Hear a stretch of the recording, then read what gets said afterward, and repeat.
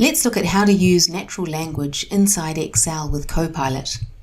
I'm Kelly from the 365 Training Hub. Let's take a look. My Excel file is saved into OneDrive, so it's stored on the cloud, and I have it formatted as a table. I'll use Copilot. On the top right, use the drop-down arrow to find App Skills. And here I can ask my question. What is the percentage profit for each order? I've got the town, region, price, quantity, order date, total cost and profit amount. But I don't know how to work out the profit percentage, and Copilot's going to do that for me. So it's suggesting an if statement.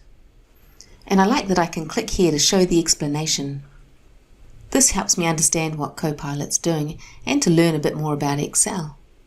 Down below I can see a preview of the answers and I can click to insert. Perfect.